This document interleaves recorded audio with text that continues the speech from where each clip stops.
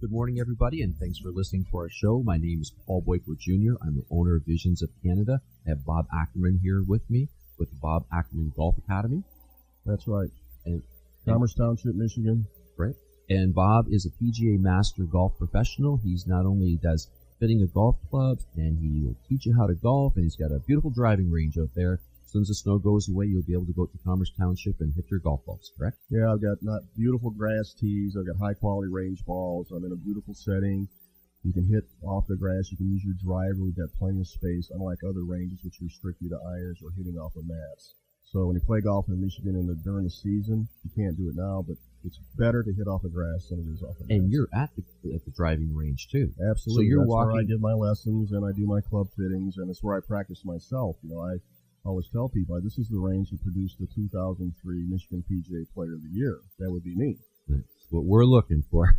So let's get to our topic this time. So what we're going to do is we're going to talk about eyeglasses for golfing in this part of the show, okay?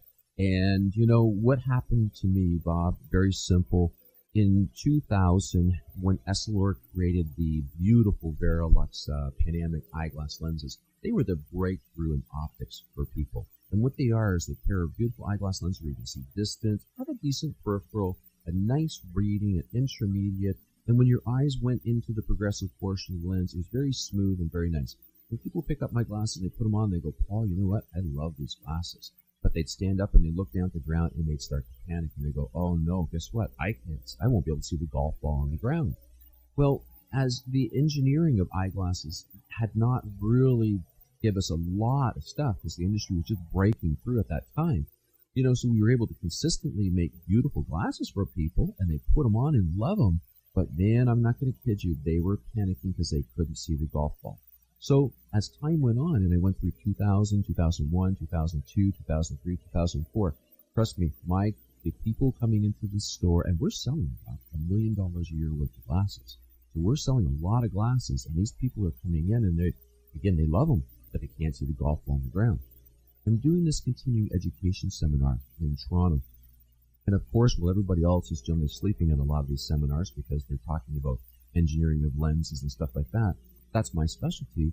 And when this gentleman, Arthur, brings this stuff on the screen and they start talking about this new lens design, and I'm going, oh my God, this is going to be great for golfing. Now I understand why these people are having such a hard time with these Verilux lenses. And even with me trying to lengthen the focal length of the Veriluxes or lowering the segments and all that kind of stuff, there was no way, and the true word is, to create a pair of glasses that would create consistency. We could turn around and make it better, but we couldn't make it consistent. So this is what happened. I got the engineering of these lenses. I ended up talking to my friend Warren Pierce. And I said to Warren, I I want to start talking to people about my eyeglasses for golfing. And he said to me, he says, you know what, Paul? He says, before you turn around and start promoting your eyeglasses for golfing, you better test the lenses. So that's what I did. I made a couple pairs. I made one pair for Dave Bell out of Tecumseh Golf and another pair for Tony Martin.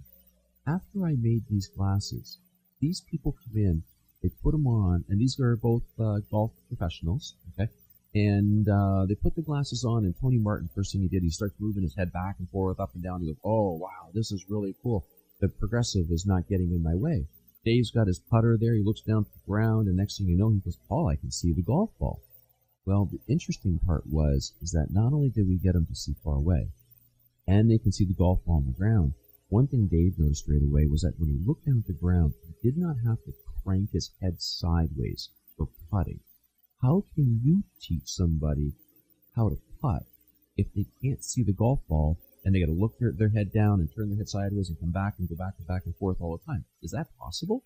Well, there's too much going on there. It really would there's too many obstacles to overcome there. You're trying to make everything basic, everything simple. And the thing for me is that being able to not only see the ball, but see the contour of the green right between the ball and the hole. So I can see the different color in the grass.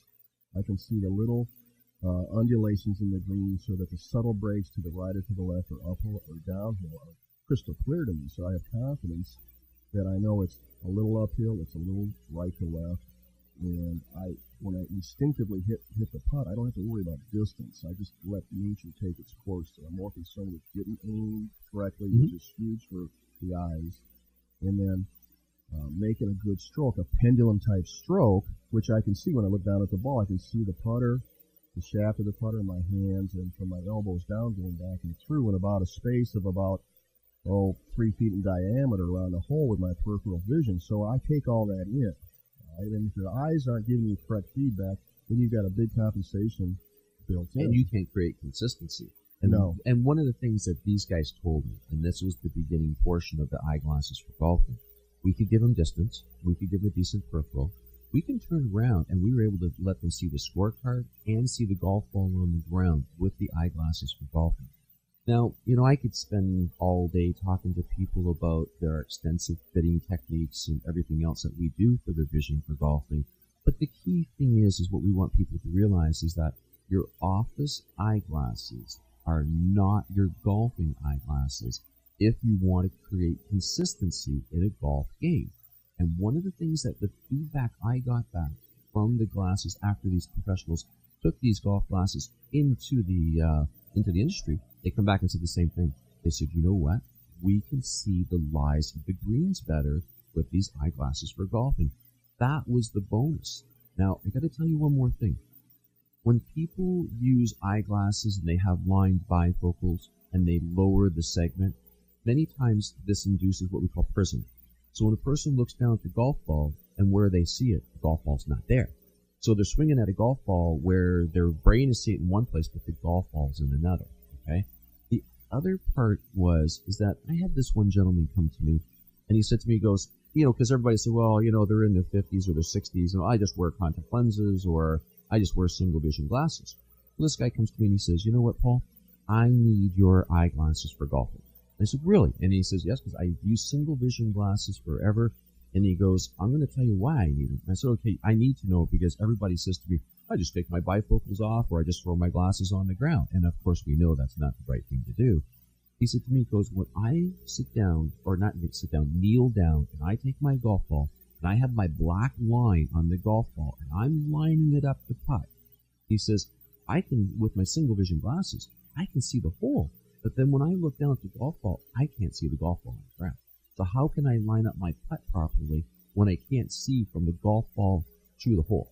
You do agree? Oh, absolutely. The first time I had eyeglasses, and after I turned 50, I couldn't see very far away, and the first pair I got was pretty good. I could see a lot better. The second pair I got, the first time I went out to play golf with them, on the very first green, I four-putted because the hole and the ball weren't in the same spot. The lenses were so distorted. They were just, off-the-rack eyeglasses, and they were cheap. And I said, this is not going to work. And that's when I got on the web and I Googled in golf eyeglasses for golf. Paul's website popped up. I called him up. I got right in. And he just took such good care of me. And of course, first time I wore his glasses, it was like night and day. I just was impressed with the clarity, the depth perception of these frames. You can't even tell you have them on. They're so lightweight. When you swing a golf club, it's a pretty aggressive motion. In fact, it's a very aggressive motion in a lot of cases off the tee, and your head can bob around, and regular glasses can slide up and down your nose, or they can get tilted. And so the whole experience of having such high quality equipment for a golfer like me that really cares about how low he shoots. I love to get my name in the paper. I love to be the guy getting the trophy. I love to see those prize money checks come in. I get a thrill out of that, and to have a piece of equipment that helps me to do that, man, it's worth it to me. Well, the eyeglasses are part of the golfing equipment. Absolutely, no question. A small investment to make for me to get prize money back. Yeah. Well, we're going to take a break here for 1 minute, and when we come back, we're going to talk to people about, again, the environment and where you're golfing, and of course, we'll keep vision part of the topic so that we get these people to understand that consistency, confidence, vision, equipment, and training will help them get the basics of their golf game back better. We'll be back in 1 minute, and thanks for listening to our show.